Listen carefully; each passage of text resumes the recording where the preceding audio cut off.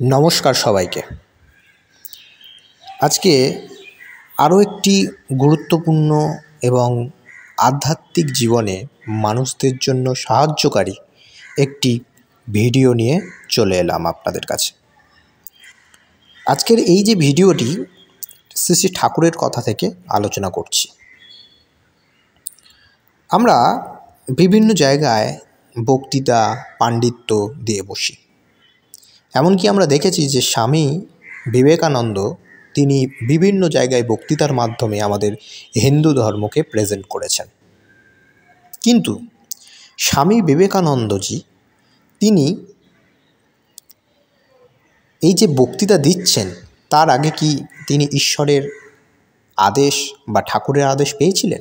হ্যাঁ, অবশ্যই।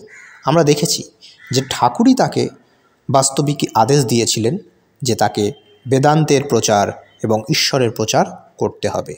তাই তিনি ঠাকুরের কথা মতোই কিন্তু এই কাজ করেছিলেন। তো আমরা সাধারণত দেখতে পাই বিভিন্ন পণ্ডিত মানুষরা বিভিন্ন জায়গায় বক্তৃতা দিতে থাকে, লেকচার যাকে বলে। কিন্তু আদৌ এই লেকচার কি আধ্যাত্মিক জগতের কোনো কাজে আসবে? এ বিষয়ে ঠাকুর কি বলছেন চলুন শুনে নেওয়া যাক। একবার শ্রী শ্রী রামকৃষ্ণ এক পণ্ডিতকে প্রশ্ন করেছিলেন, তুমি কি ঈশ্বরের চাপরাশ পেয়েছ? তিনি কি তোমাকে লোকশিক্ষা দেওয়ার আদেশ দিয়েছেন? যখন পণ্ডিত স্বীকার করলেন যে তিনি কোনো আদেশ পায়নি, তখন শ্রীরামকৃষ্ণ বললেন, তাহলে তোমার বক্তৃতা বৃথা যাবে। লোকে তোমার কথা শুনবে, কিছুদিনই শুনবে মাত্র, কিন্তু তা কিন্তু টিকবে না। তিনি যা বলেছিলেন তাই সত্য হলো। শীঘ্রই পণ্ডিতের লোকপ্রিয়তা হ্রাস পেল, প্রত্যেকে তার সমালোচনা করতে লাগলো এবং তিনি বক্তৃতা দেওয়া বন্ধ করতেই বাধ্য হলেন।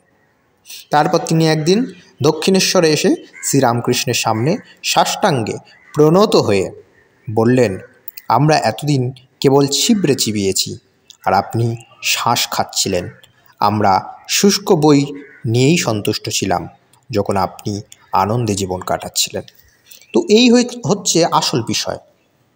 যখন দেখবে তুমি নানা রকম বক্তৃতা, তর্ক, অনুসন্ধানের কোনো কিছু বক্তৃতা দেবে বা কোনো ঈশ্বরের আদেশ ছাড়াই কোনো লোকশিক্ষার কর্ম তুমি করবে, তখন কিন্তু নানা দিক থেকে তোমার সমালোচনা আসবে। নানা দিক থেকে মানুষ তোমার সমালোচনা করবে, তোমাকে নিয়ে তর্ক করবে, তোমাকে নিয়ে হাসি ঠাট্টা করবে।